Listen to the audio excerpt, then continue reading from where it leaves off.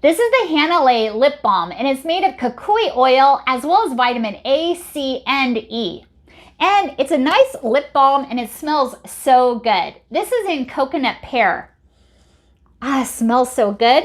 And it has a twist off, and all you do is apply it to your lips for extra hydration.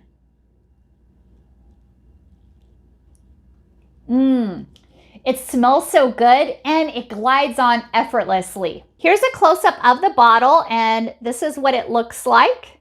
It also has a twist off and it is so moisturizingly smooth. This is made in the USA and it's made of kukui oil as well as beeswax, and it helps replenish and repair dry lips.